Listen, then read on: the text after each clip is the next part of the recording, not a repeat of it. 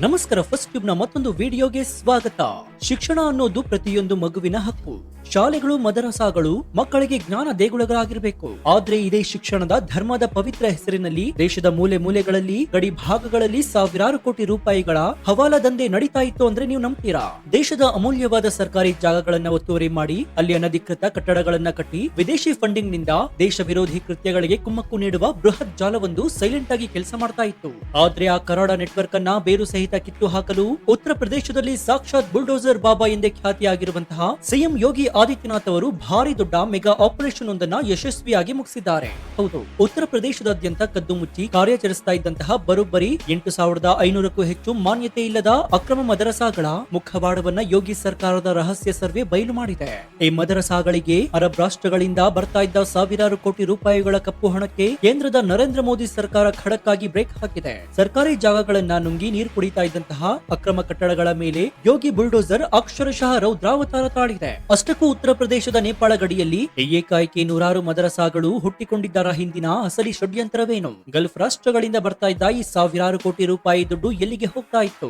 ಯೋಗಿ ಆದಿತ್ಯನಾಥ್ ಅವರ ಈ survey report ನೋಡಿ ಅಸಾದುದ್ದೀನ್ ಓವೈಸಿ ಮತ್ತು ವಿರೋಧ ಪಕ್ಷದ ನಾಯಕರಿಗೆ ಎಲ್ಲಿಲ್ಲದ ನಡುಕ ಶುರುವಾಗಿದ್ಯಾಕೆ? ಬನ್ನಿ ಇವತ್ತಿನ ಈ ಡೀಟೇಲ್ಡ್ ವಿಡಿಯೋದಲ್ಲಿ ದೇಶದ ಭದ್ರತೆಯ ಜೊತೆಗೆ ಆಟವಾಡ್ತಾ ಇದ್ದ ಈ ಅಕ್ರಮ ಮದರಸಾಗಳ ಕರಾಳ ಮುಖವಾಡ ಮತ್ತು ಯೋಗಿ ಮೋದಿ ಜೋಡಿಯ ಮಾಸ್ಟರ್ ಸ್ಟ್ರೋಕ್ ನ ಪ್ರತಿಯೊಂದು ಗುಟ್ಟನ್ನ ಎಳೆಯಾಗಿ ಬಿಚ್ಚಿಡೋಣ. ಈ ಮಾಹಿತಿನ ಪ್ರತಿಯೊಬ್ಬ ಭಾರತೀಯನು ತಿಳಿದುಕೊಳ್ಳಬೇಕು. ಹೀಗಾಗಿ ವಿಡಿಯೋವನ್ನ ಎಲ್ಲೂ ಸ್ಕಿಪ್ ಮಾಡದೆ ಕೊನೆವರೆಗೂ ನೋಡಿ. ಸೊ ವಿಡಿಯೋವನ್ನ ಶುರು ಮಾಡೋಣ. ಆದ್ರೆ ಅದಕ್ಕೂ ಮುನ್ನ ಉತ್ತರ ಪ್ರದೇಶಗಳಲ್ಲಿರುವಂತಹ ಅಕ್ರಮ 8,500ಕ್ಕೂ ಹೆಚ್ಚು ಮದರಸಾಗಳ ಕಟ್ಟಡಗಳನ್ನ ಯೋಗಿ ಆದಿತ್ಯನಾಥ್ ಅವರು ಬುಲ್ಡೋಸರ್ ಬಳಸಿ ಧ್ವಂಸ ಮಾಡ್ತಾ ಇದ್ದಾರೆ. ಅದೇ ರೀತಿಯಾಗಿ ಕರ್ನಾಟಕದಲ್ಲೂ ಕೂಡ ಅಕ್ರಮ ಮದರಸಗಳಿದ್ರೆ ಅವುಗಳ ಮೇಲೂ ಕೂಡ ಬುಲ್ಡೋಸರ್ ಆಕ್ಷನ್ ಆಗ್ಬೇಕು ಅಂತ ನಿಮ್ಗನ್ಸಿದ್ರೆ ಎಸ್ ಅಂತ ಕಮೆಂಟ್ ಮಾಡಿ ಹಾಗೂ ವಿಡಿಯೋಗೆ ಲೈಕ್ ಕೊಡಿ.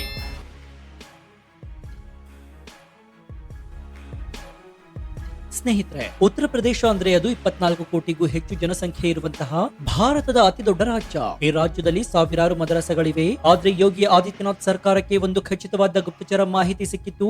ರಾಜ್ಯದಲ್ಲಿರುವಂತಹ ಬಹಳಷ್ಟು ಮದರಸಗಳು ಸರ್ಕಾರದ ಯಾವುದೇ ನಿಯಮಗಳನ್ನ ಪಾಲಿಸ್ತಾ ಇಲ್ಲ. ಅಲ್ಲಿನ ಮಕ್ಕಳಿಗೆ ಗಣಿತ, ವಿಜ್ಞಾನ ಕಲಿಸ್ತಾ ಇಲ್ಲ.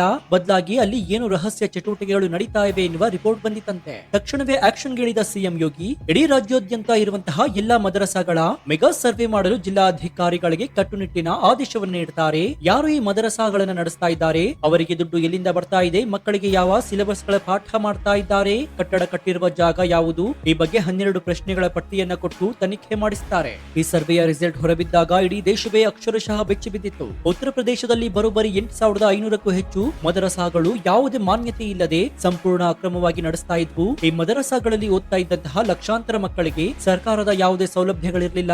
ಭವಿಷ್ಯದ ಬಗ್ಗೆ ಯಾವುದೇ ಗ್ಯಾರಂಟಿ ಕೂಡ ಇರಲಿಲ್ಲ.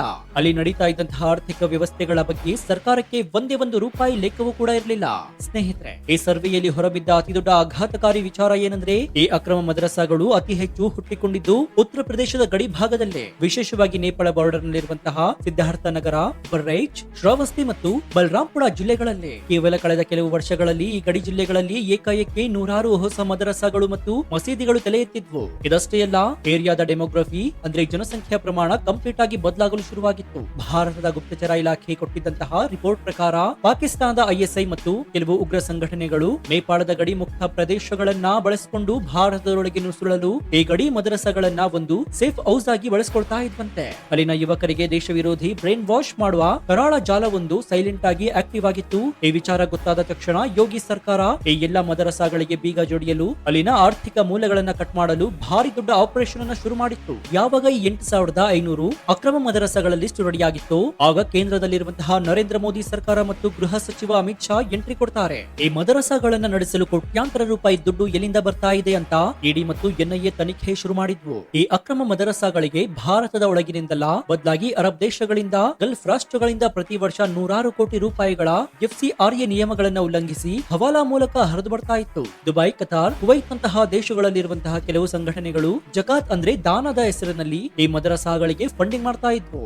ಆದ್ರೆ ಆ ಹಣ ಶಿಕ್ಷಣಕ್ಕೆ ಬಳಕೆ ಆಗುವ ಬದಲು ಅಕ್ರಮವಾಗಿ ಭೂಮಿ ಖರೀದಿಸಲು, ದೇಶದಲ್ಲಿ ಅಶಾಂತಿ ಸೃಷ್ಟಿಸುವಂತಹ ಗುಂಪುಗಳಿಗೆ ಆಶ್ರಯ ನೀಡಲು ಬಳಕೆಯಾಗ್ತಾ ಇತ್ತು ಎನ್ನುವುದು ತನಿಖೆಗಳಿಂದ ಬಯಲಾಗಿದೆ. ತಕ್ಷಣವೇ ಮೋದಿ ಸರ್ಕಾರ ಒಂದು ಐತಿಹಾಸಿಕ ಮಾಸ್ಟರ್ ಸ್ಟ್ರೋಕ್ ಕೊಟ್ಟಿತ್ತು. ಅನುಮಾನಾಸ್ಪದವಾಗಿ ವಿದೇಶಿ ಫಂಡಿಂಗ್ ಪಡಿತಾ ಇದ್ದ ಎಲ್ಲಾ ಮದರಸಾಗಳ FCRA ಲೈಸೆನ್ಸ್ ಗಳನ್ನ ರಾತ್ರೋರಾತ್ರಿ ಕ್ಯಾನ್ಸಲ್ ಮಾಡ್ತು, ಬ್ಯಾಂಕ್ ಅಕೌಂಟ್ ಗಳನ್ನ ಸೀಸ್ ಮಾಡ್ತು. ಎಲ್ಲಿಯವರೆಗೆ ದುಡ್ಡಿನ ಲೆಕ್ಕ ಕೊಡೋದಿಲ್ಲವೋ ಅಲ್ಲಿಯವರೆಗೆ ಒಂದು ಪೈಸೆ ಕೂಡ ವಿದೇಶದಿಂದ ಬರದಂತೆ ಐರನ್ ಗೇಟ್ ಹಾಕಿ ಲಾಕ್ ಮಾಡ್ತು. ಅಲ್ಲಿಗೆ ಅಕ್ರಮ ದಂಧೆಕೋರರ ಆಕ್ಸಿಜನ್ ಕಟ್ ಆದಂತಾಯಿತು. ವಿದೇಶಿ ಫಂಡಿಂಗ್ ಗೆ ಬ್ರೇಕ್ ಬಿದ್ದ ತಕ್ಷಣ ಉತ್ತರ ಪ್ರದೇಶದಲ್ಲಿ ಯೋಗಿ ಆದಿತ್ಯನಾಥ್ ಅವರ ಬುಲ್ಡೋಸರ್ ಸ್ಟಾರ್ಟ್ ಆಯಿತು. ಸರ್ವೆಯಲ್ಲಿ ಮತ್ತೊಂದು ಕಳ್ಳಾಟ ಬಯಲಾಗಿತ್ತು. ಎಷ್ಟೋ ಅಕ್ರಮ ಮದರಸಾಗಳನ್ನ ಕಟ್ಟಿದ್ದು ಸರ್ಕಾರಿ ಜಾಗದಲ್ಲಿ, ಗ್ರಾಮ ಪಂಚಾಯತ್ ಭೂಮಿಯಲ್ಲಿ ಮತ್ತು ವಕ್ಫ್ ಬೋರ್ಡ್ ನ ಆಸ್ತಿಗಳನ್ನ ಒತ್ತುವರಿ ಮಾಡಿಕೊಂಡು.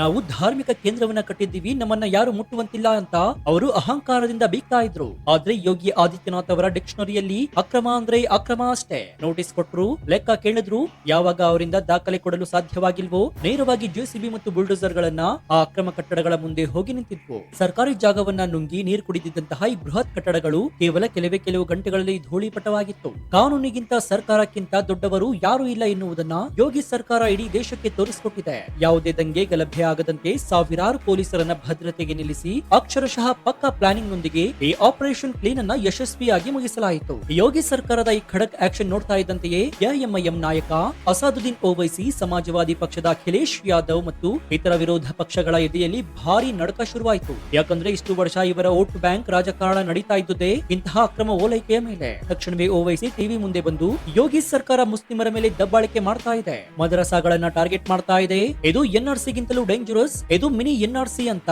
ಎಮೋಷನಲ್ ಡ್ರಾಮಾ ಮಾಡಲು ಶುರು ಮಾಡಿದ್ರು. ಆದ್ರೆ ಇದಕ್ಕೆ ಯೋಗಿ ಆದಿತ್ಯನಾಥ್ ಕೊಟ್ಟ ತಿರುಗೇಟು ಎಂಥದ್ದು ಗೊತ್ತಾ? ನಾವು ಯಾವುದೇ ಧರ್ಮದ ವಿರೋಧಿಯಲ್ಲ, ಆದ್ರೆ ನಮ್ಮ ಗುರಿ ಒಂದೇ, ಮದರಸಾಗಳಲ್ಲಿ ಓದುವ ಮಗುವಿನ ಕೈಯಲ್ಲಿ ಕುರಾನ್ ಇದ್ರೆ ಮತ್ತೊಂದು ಕೈಯಲ್ಲಿ ಕಂಪ್ಯೂಟರ್ ಇರಬೇಕು. ಆ ಮಕ್ಕಳು ಕೇವಲ ಧಾರ್ಮಿಕ ಶಿಕ್ಷಣಕ್ಕೆ ಸೀಮಿತವಾಗದೆ ವಿಜ್ಞಾನ, ಗಣಿತ ಓದಿ ದೇಶದ ಮುಖ್ಯ ವಾಹಿನಿಗೆ ಬರಬೇಕು, ಡಾಕ್ಟರ್, ಇಂಜಿನಿಯರ್ ಆಗಬೇಕು. ಅದಕ್ಕಾಗಿ ನಾವು ಮಾನ್ಯತೆ ಇಲ್ಲದ ಮದರಸಾಗಳನ್ನ ಬ್ಯಾನ್ ಮಾಡಿ ಆ ಮಕ್ಕಳನ್ನ ಸರ್ಕಾರಿ ಶಾಲೆಗಳಿಗೆ ಸೇರಿಸ್ತಾ ಇದ್ದೀವಿ ಅಂತ ಖಡಕ್ ಉತ್ತರವನ್ನ ಕೊಡ್ತಾರೆ. ಅಲ್ಲಿಗೆ ವಿರೋಧ ಪಕ್ಷಗಳ ಬಾಯಿ ಕಂಪ್ಲೀಟ್ ಆಗಿ ಬಂದಾಯ್ತು. ಇನ್ನು ಈ ವಿವಾದ ಸುಪ್ರೀಂ ಕೋರ್ಟ್ ನ ಮೆಟ್ಟಿಲನ್ನು ಕೂಡ ಇರ್ತು. ಮದರಸಾ ಬೋರ್ಡ್ ಕಾಯ್ದೆಯನ್ನು ರದ್ದುಗೊಳಿಸಿದ ಅಲಹಾಬಾದ್ ಹೈಕೋರ್ಟ್ ಆದೇಶ ವಿರೋಧ ಮೇಲ್ಮನವಿಯನ್ನು ಸಲ್ಲಿಸಲಾಗಿತ್ತು. ಸುಪ್ರೀಂ ಕೋರ್ಟ್ ಕೂಡ ಈ ವಿಚಾರದಲ್ಲಿ ಬಹಳ ಸ್ಪಷ್ಟವಾಗಿ ಹೇಳಿದೆ, ಮಕ್ಕಳಿಗೆ ಗುಣಮಟ್ಟದ ಶಿಕ್ಷಣ ಸಿಗಬೇಕು, ಧಾರ್ಮಿಕ ಶಿಕ್ಷಣದ ಜೊತೆಗೆ ಸೆಕ್ಯುಲರ್ ಶಿಕ್ಷಣವೂ ಕೂಡ ಅಷ್ಟೇ ಮುಖ್ಯ. ಅಕ್ರಮವಾಗಿ ನಿಯಮಗಳನ್ನ ಪಾಲಿಸದೆ ನಡೆಸ್ತಾ ಇರುವ ಸಂಸ್ಥೆಗಳನ್ನ ನಿಯಂತ್ರಿಸುವ ಅಧಿಕಾರ ಸರ್ಕಾರಕ್ಕೆ ಇದೆ ಅಂತ ಎನ್ನುವ ಅರ್ಥದಲ್ಲಿ ಆದೇಶವನ್ನು ನೀಡಿತು. ಈ ಮೂಲಕ ಯೋಗಿ ಸರ್ಕಾರದ ಆಪರೇಷನ್ ಮದರಸಾಗೆ ಕಾನೂನಾತ್ಮಕ ಗೆಲುವು ಸಿಕ್ಕಂತಾಯಿತು. ಅಕ್ರಮವಾಗಿ ಹರಿದು ಬರ್ತಾ ಇದ್ದ ವಿದೇಶಿ ಕಪ್ಪು ಹಣಕ್ಕೂ ಬ್ರೇಕ್ ಬಿದ್ದಿದೆ. ಗಡಿ ಭಾಗದ ಭದ್ರತೆಯೂ ಕೂಡ ಹೆಚ್ಚಾಗಿದೆ. ಒಟ್ಟಾರೆಯಾಗಿ ಹೇಳೋದಾದ್ರೆ ಧರ್ಮದ ಹೆಸರಿನಲ್ಲಿ ಶಿಕ್ಷಣ ಸಂಸ್ಥೆಗಳನ್ನ ಕಟ್ಕೊಂಡು ಅದರ ಹಿಂದೆ ಕೋಟ್ಯಾಂತರ ರೂಪಾಯಿಗಳ ಕಪ್ಪು ಹಣದ ದಂಧೆ ಮಾಡ್ತಾ ಇದ್ದ, ಸರ್ಕಾರಿ ಜಾಗಗಳನ್ನ ಕಬಳಿಸ್ತಾ ಇದ್ದಂತಹ ಷಡ್ಯಂತರವನ್ನ ಮೋದಿ ಮತ್ತು ಯೋಗಿ ಜೋಡಿ ಕಂಪ್ಲೀಟ್ ಆಗಿ ಸರ್ವನಾಶ ಮಾಡಿದೆ. ದೇಶದ ಭದ್ರತೆ ಮತ್ತು ಮಕ್ಕಳ ಭವಿಷ್ಯದ ಜೊತೆಗೆ ಆಟವಾಡಲು ಯಾರಿಗೂ ಕೂಡ ಹಕ್ಕಿಲ್ಲ ಎನ್ನುವುದನ್ನ ಈ ಮೆಗಾ ಆಪರೇಷನ್ ಜಗತ್ತಿಗೆ ಸಾರಿದೆ. ಸೊ ನಿಮ್ಗೆ ಏನನ್ಸುತ್ತೆ? ಉತ್ತರ ಪ್ರದೇಶದಲ್ಲಿ 8,500ಕ್ಕೂ ಹೆಚ್ಚು ಅಕ್ರಮ ಮದರಸಾಗಳನ್ನ ಪತ್ತೆ ಹಚ್ಚಿ ಅವುಗಳಿಗೆ ಬೀಗ ಜಡಿದ ಯೋಗಿ ಆದಿತ್ಯನಾಥ್ ಅವರ ಈ ಬುಲ್ಡೋಸರ್ ಆಕ್ಷನ್ 100% ಸರಿ ಅಂತ ನಿಮ್ಗನ್ಸುತ್ತಾ? ನೇಪಾಳ ಗಡಿಯಲ್ಲಿ ಅಕ್ರಮವಾಗಿ ಹುಟ್ಟಿಕೊಳ್ತಾ ಇದ್ದ ಮದರಸಾಗಳಿಗೆ ಅರಬ್ ದೇಶಗಳಿಂದ ಬರ್ತಾ ಇದ್ದ ಫಂಡಿಂಗ್ ಕಟ್ ಮಾಡಿದ ಮೋದಿ ಸರ್ಕಾರದ ಮಾಸ್ಟರ್ ಸ್ಟ್ರೋಕ್ ಬಗ್ಗೆ ನಿಮ್ಮ ಅಭಿಪ್ರಾಯವೇನು? ವೋಟ್ ಬ್ಯಾಂಕ್ ರಾಜಕಾರಣಕ್ಕಾಗಿ ಈ ಅಕ್ರಮಗಳನ್ನ ಬೆಂಬಲಿಸ್ತಾ ಇದ್ದ ವಿರೋಧ ಪಕ್ಷಗಳಿಗೆ ಮುಂದಿನ ದಿನಗಳಲ್ಲಿ ಜನರೇ ತಕ್ಕ ಪಾಠವನ್ನ ಕಲಿಸ್ತಾರಾ? ನಿಮ್ಮ ಅತ್ಯಂತ ಪ್ರಮುಖವಾದ ಲಾಜಿಕಲ್ ಮತ್ತು ಪ್ರಾಮಾಣಿಕ ಅನಿಸಿಕೆಯನ್ನು ಕಮೆಂಟ್ ಬಾಕ್ಸ್ ನಲ್ಲಿ ತಪ್ಪದೆ ತಿಳಿಸಿ ಮುಕ್ತವಾಗಿ ಚರ್ಚಿಸೋಣ. ದೇಶದ ಭದ್ರತೆಯನ್ನು ಕಾಪಾಡಿದ ಯೋಗಿ ಸರ್ಕಾರದ ಈ ಸ್ಫೋಟಕ ರಿಪೋರ್ಟ್ ಪ್ರತಿಯೊಬ್ಬ ಭಾರತೀಯನಿಗೂ ತಲುಪುವಂತೆ ಹೆಮ್ಮೆಯಿಂದ ಈ ವಿಡಿಯೋವನ್ನು ನಿಮ್ಮ ವಾಟ್ಸ್ಆಪ್, ಫೇಸ್ಬುಕ್ ಗ್ರೂಪ್ ಗಳಲ್ಲಿ ಮರೆಯದೆ ಶೇರ್ ಮಾಡಿ. ಇದೇ ರೀತಿ ರಾಷ್ಟ್ರೀಯ ಭದ್ರತೆ, ಜಾಗತಿಕ ವಿದ್ಯಮಾನಗಳು ಮತ್ತು ಜಿಯೋಪೊಲಿಟಿಕ್ಸ್ ನ ನಿಷ್ಪಕ್ಷಪಾತ, ತ್ವರಿತ ಮತ್ತು ಅತ್ಯಂತ ಡೀಟೇಲ್ಡ್ ಆದ ರಿಪೋರ್ಟ್ ಗಳಿಗಾಗಿ ನಿಮ್ಮ ನೆಚ್ಚಿನ ಫಸ್ಟ್ ಯೂಟ್ಯೂಬ್ ಚಾನೆಲ್ ಅನ್ನು ಈಗಲೇ ಸಬ್ಸ್ಕ್ರೈಬ್ ಮಾಡಿಕೊಂಡು ಪಕ್ಕದಲ್ಲಿರುವಂತಹ ಬೆಲ್ ಐಕಾನ್ ಅನ್ನು ಪ್ರೆಸ್ ಮಾಡಿ. ಇದರಿಂದ ನಾವು ಹಾಕುವ ಹೊಸ ವಿಡಿಯೋಗಳ ನೋಟಿಫಿಕೇಶನ್ ಮೊದಲು ನಿಮಗೆ ಸಿಗುತ್ತೆ. ಮತ್ತೊಂದು ಸ್ಫೋಟಕ ಜಾಗೃತಿ ಮೂಡಿಸುವ ಮತ್ತು ಹೆಮ್ಮೆಯ ವಿಡಿಯೋದೊಂದಿಗೆ ನಿಮ್ಮನ್ನ ಭೇಟಿಯಾಗ್ತೀನಿ. ಅಲ್ಲಿಯವರೆಗೂ ಎಚ್ಚರದಿಂದ ಇರಿ, ದೇಶದ ಆಗು ಹೋಗುಗಳನ್ನ ಗಮನಿಸ್ತಾನೆ ಇರಿ. ಇದಾಗಿತ್ತು ಈ ಕ್ಷಣದ ವಿಶೇಷ. ನೋಡ್ತಾ ಇರಿ ಫಸ್ಟ್ ಟ್ಯೂಬ್ ಕನ್ನಡ. ಧನ್ಯವಾದ.